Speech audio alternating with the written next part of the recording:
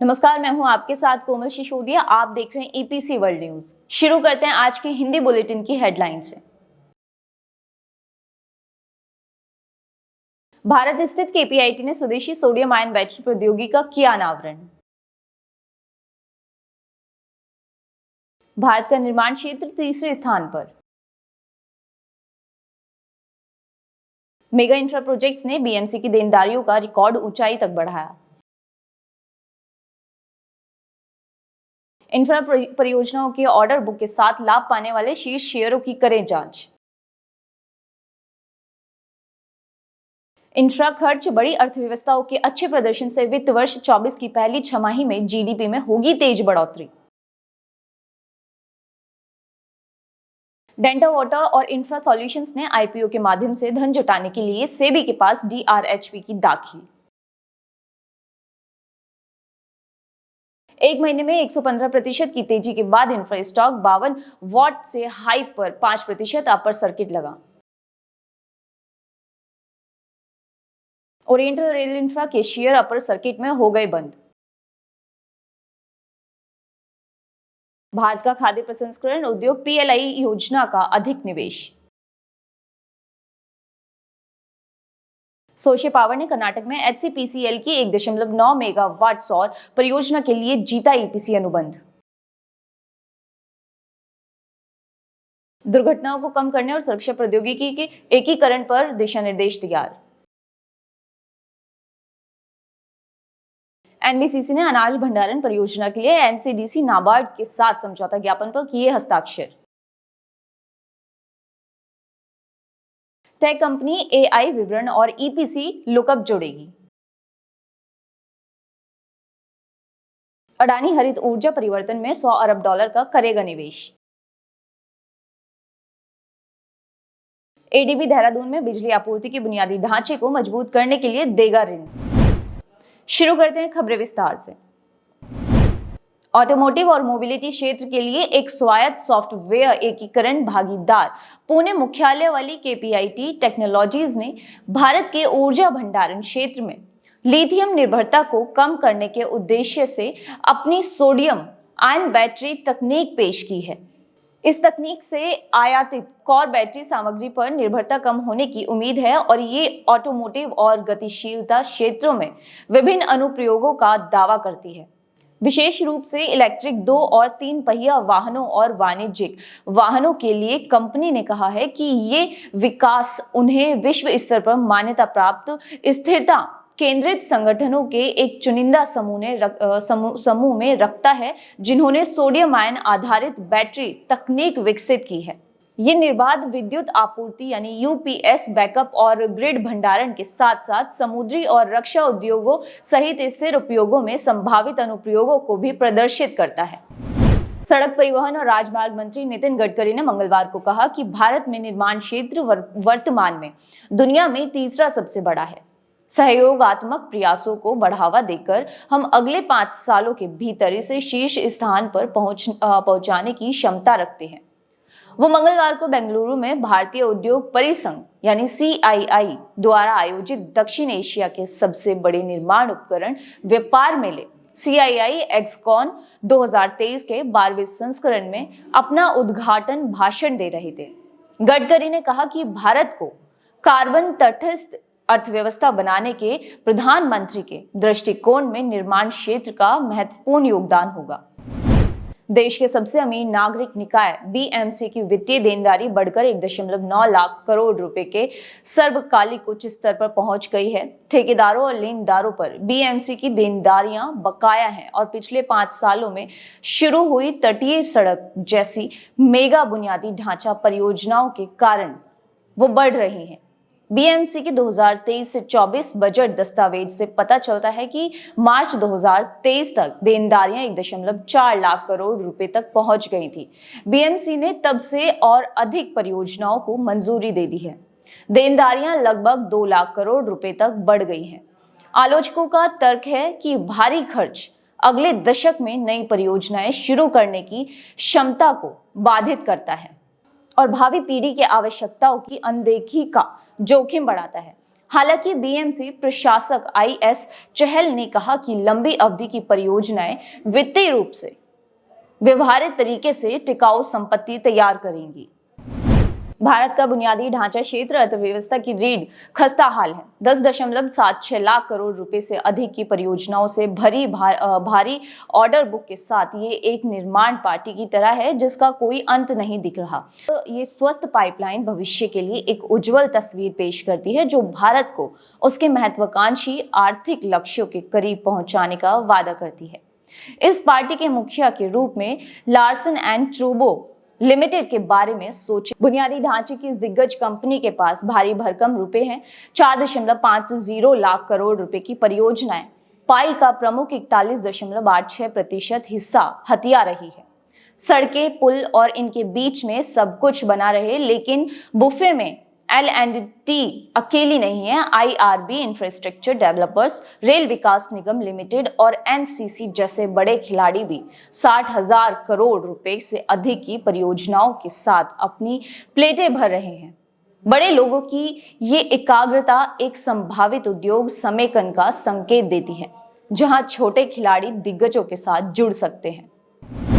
RBI के पूर्व governor Raghuram Rajan ने चालू वित्त वर्ष की पहली छमाही में सकल घरेलू उत्पाद यानी GDP में तेज बढ़ोतरी के लिए बुनियादी ढांचे पर खर्च और दुनिया की बड़ी अर्थव्यवस्थाओं के अच्छे प्रदर्शन को जिम्मेदार ठहराया है, लेकिन साथ ही कहा है कि भारत को बहुत कुछ करना होगा ऊपर और 2025 के लिए 5 ट्रिलियन अमेरिकी डॉलर की अर्थव्यवस्था का लक्ष्य लगभग संभव है। राजन ने आगे कहा कि भारत की विकास दर मजबूत होने के बावजूद निजी निवेश और निजी खपत में तेजी नहीं आई है। बेंगलुरु मुख्यालय वाले डेल्टा वाटर और इंफ्रा सॉल्यूशंस ने प्रारंभिक सार्वजनिक पेशकश यानी IPO के माध्यम से धन जुटाने की प्रक्रिया शुरू करने के लिए भारतीय प्रतिभूति और विनिमय बोर्ड सेबी को ड्राफ्ट रेड हेरिंग प्रोस्पेक्ट्स यानी DRHP दस्तावेज जमा किए हैं। IPO में विशेष रूप से कंपनी द्वारा 75 लाख इक्विटी शेयर जारी करना शामिल है, जिसमें बिक्री के लिए प्रस्ताव घटक शामिल नहीं है। बुधवार के कारोबारी सत्र के दौरान हजूर मल्टी प्रोजेक्ट्स के शेयरों में 5% के अपर सर्किट में कारोबार हुआ। 12 दिसंबर 2023 को काउंटर जो 284.20 रुपए पर बंद हुआ। बॉम्बे स्टॉक एक्सचेंज BSE पर 5% की बढ़त के साथ 298.40 रुपए के 52 सप्ताह के नए उच्च स्तर पर पहुंच गया। पिछले 13 सत्रों के दौरान हजूर मल्टी प्रोजेक्ट्स लिमिटेड के शेयरों में लगभग 80% की वृद्धि हुई थी। ओरिएंटल रेल इंफ्रास्ट्रक्चर लिमिटेड के शेयरों को भारतीय रेलवे से 485 करोड़ रुपए का ऑर्डर मिलने के बाद गुरुवार को 5% के ऊपरी सर्किट में बंद कर दिया गया। ओरिएंटल 1200 बॉक्सिंग वैगनों का निर्माण और आपूर्ति करेगा। एक्सचेंज फाइलिंग के अनुसार और ऑर्डर 31 दिसंबर 2025 तक निष्पादित होने की उम्मीद है। BSE पर ओरिएंटल रेल का स्टॉक 4.99% बढ़कर 167.3 रुपए पर पहुंच गया, जबकि दोपहर 3:06 तक बेंचमार्क सेंसेक्स में 1.29% की बढ़ोतरी हुई थी। साल दर साल आधार पर शेयर की कीमत 119.12% बढ़ी है। भारत के खाद्य प्रसंस्करण क्षेत्र की PLI योजना वर्तमान में वित्तीय वर्ष FY 2021 से 22 से वित्तीय वर्ष 2026 से 27 तक 109 बिलियन रुपए के बजट पर चल रही है। इस पहल का लक्ष्य 4 विशिष्ट श्रेणियों में विनिर्माण को प्रोत्साहित करना है। पकाने के लिए तैयार और खाने के लिए तैयार उत्पाद, प्रसंस्कृत फल और सब्जियां, समुद्री उत्पाद और मोज़रेला पनीर। अतिरिक्त उद्देश्यों में छोटे और मध्यम आकार के उद्यमों SME के अभिनव और जैविक उत्पादों का समर्थन करना और वैश्विक बाजार में भारतीय ब्रांडों को बढ़ावा देने के लिए विदेशों में ब्रांडिंग और विपणन पहले के लिए प्रोत्साहन प्रदान करना शामिल है। हैदराबाद स्थित सौर ऊर्जा परियोजना डेवलपर सोशे पावर टेक ने कर्नाटक के हिरियूर में विकसित होने वाली 1.9 मेगावाट की सौर ऊर्जा परियोजना के लिए हिंदुस्तान पेट्रोलियम कॉर्पोरेशन HPCL से इंजीनियरिंग, खरीद और निर्माण EPC अनुबंध जीता है।